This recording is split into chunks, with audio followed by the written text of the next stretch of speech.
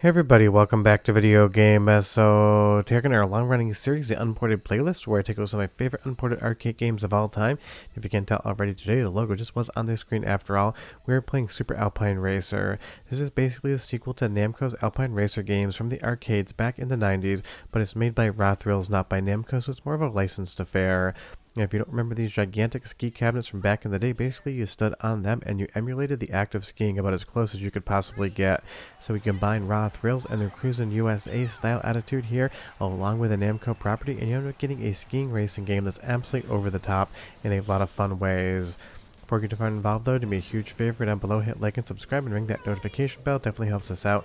And if you feel so inclined and want to support the channel, I got a Patreon link down below as well. But Super Alpine Racer is nothing more than a downhill arcade racing game, but on the cabinet you'd be standing on a gigantic pair of skis. Now we can't do that at home, not easily at least, even if I do have my skis in the closet, there's no analog controls on them, but you can do this with an Xbox Series X pad or any other analog input device and it'll work totally fine. Although I would say someone at Raw Thrills needs to look a little bit more at downhill racing, because that ass is definitely way further back than it should be. You got to get that center of gravity over the skis. And all jokes aside, I've been a skier my entire life for about as long as I have memories. I have memories on snow, and I worked in skiing for a very long time at a very high level. So I just love talking about that sometimes when I do these videos, and it seems like you guys are always interested in those details, so maybe I'll share a few more in the story. But honestly, this is just so much fun in all of the dumbest ways, because it's made by Raw Thrills. That's the company that Midway became when Midway closed their doors, and they basically just keep making racing games that feel like unofficial Cruis'n USA entries.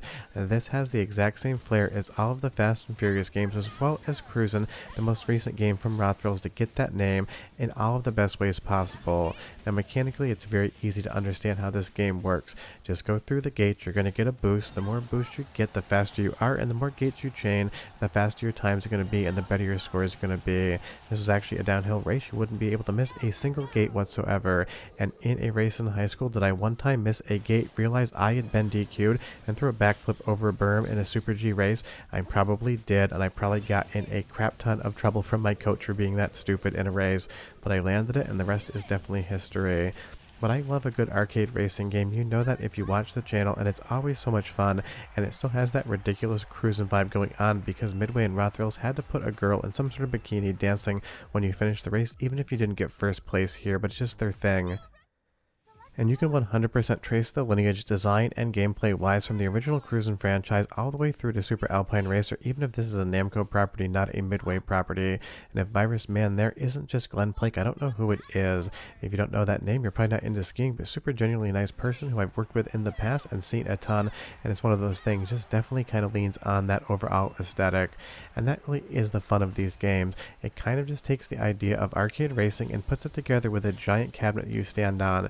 Now, of course, you're going to lose a lot of that when you actually play this at home. I'm playing it via Techno Parrot, but I've been working on a methodology to try to get a wee balance board working on some of these games. I'm about halfway through the overall mod, and honestly, I would have probably finished a year ago if I could actually sit down and try to complete one project at a time, but it's just sitting in a pile next to me, kind of waiting to get buttoned up. But if I can do that, we'll get about as close to being able to control these games as the arcade developers intended at home. And I probably still have my Super G suit somewhere in the closet here, so if you want a stupid sexy Flanders moment on camera, I can probably articulate exactly how you would have a stance if you're actually going this fast downhill. And trust me, no one is going over 100 miles an hour on skis, but getting up to 70 or 80, if you just want to grip it, rip it, point it straight and give her, you can do that. But I think at this point in my life, I'm probably a little bit too old because the consequences of screwing up are just that much greater, and I have a little bit more common sense now compared to my late teens and early 20s.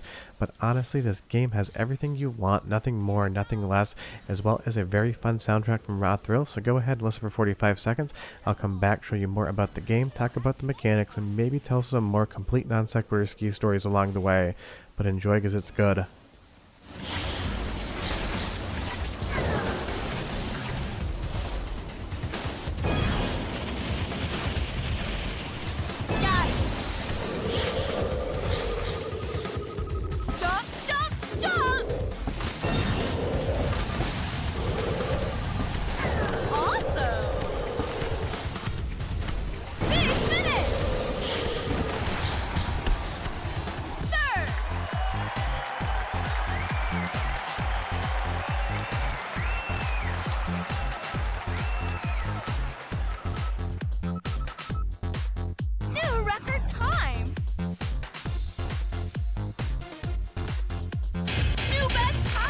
I mean, maybe not the best music in the world, but it definitely works in context of what you're playing. And honestly, back in the day when I was skiing, if I wanted to ski the best I possibly could, I had to have Van Halen in my ears.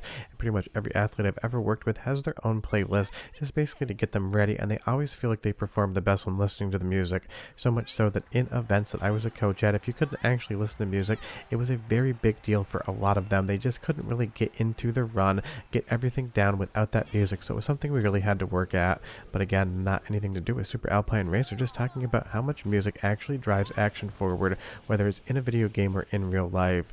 As we move on to the next course here, honestly, this game has just a ton of fun in it. I would say the course layout is good. The trick selection is decent. There's no screaming semen in here, and that is a trick. I'm just not making it up. But otherwise, I would say that it does have all of that fun. Now, of course, it is a raw thrills game, so you're definitely not going to be jumping over an active volcano.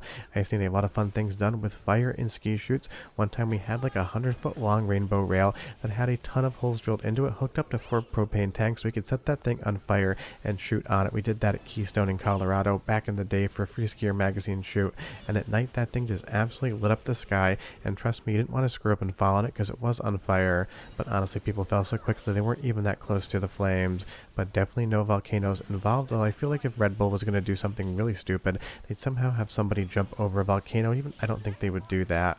The one thing about this game I will say that can be a little bit annoying is it doesn't matter how clean of a race you get, it seems like you're always going to finish in 3rd place. I don't know if the difficulty is just dialed up a little bit too much, or maybe the game just doesn't want to give you a free victory, because these cabinets would be expensive to actually play back in the day. You had to put in at least a couple bucks to get enjoyment out of this because it wasn't a 50-cent machine. And as far as the fact that obviously the aspect ratio is super tall, this cabinet just kind of played around with the aspect ratio. Wasn't 4:3, wasn't 16:9, but had this very tall monitor on it. I mean, obviously it wouldn't be 4:3, it was a little bit too old at this point in time. But you'll see here, I'm in 4th place. I'm going to be able to get into 3rd place quickly, but no matter what I do, all of the skiers in 1st and 2nd just always seem to be able to beat me. And you get one more dancing girl, because that's just something Raw Thrills has to make sure is in every game. But I'm doing one more soundtrack sample, and I'm going to do it on the first course again, because I'm going to try everything I can to get a 1st place finish here. And you will see it doesn't really matter what kind of race you run, you always end up being back in like 3rd or 4th place. But enjoy the music and come back, and I'll tell you how you can play this at home. And I'll talk a little bit more about that Wii balance board mod, because I'm getting really close to getting it working. I've just had a few hitches. But here comes the music, and I'll be right back with just a bit more.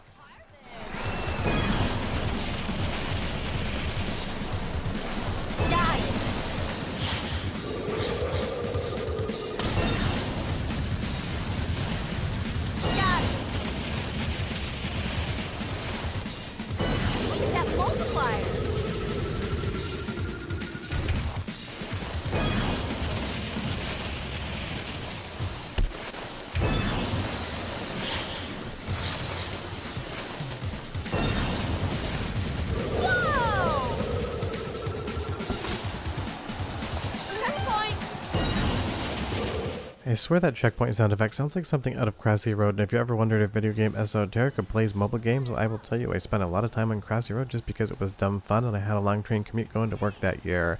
But honestly, Super Alpine Racer is just a fun game. It's going to last you all of 12 minutes, and it's going to give you 12 minutes of intense arcade racing satisfaction. And honestly, all of these games always make me miss skiing as far as living is concerned. From 18 to 25, I traveled the world, skied over 300 days a year, and I've been on every continent that has snow and somewhere that you can actually point your skis downhill and get some photos or video in. I decided at 18 maybe I could just become a ski filmmaker and make ski documentaries. I gave myself 1 year to make it work, and honestly the only reason I left is because of a little thing called the 2008 recession and meeting my then girlfriend, now wife, and figuring she probably would want to date me if I was not home for over 300 days out of the year. But it's one of those things, I've been a skier my entire life, I've been an arcade fan my entire life, so you put those two things together, and even if this game is just decent plus, it makes me very happy to play it. Leave me a comment down below and tell me, have you ever played a Super Alpine Racer cabinet, and if so, where did you see it, because I would be curious. But we're done, we got one more girl to wiggle around, and I'll see you guys next time. Hope you enjoyed the video. Bye bye.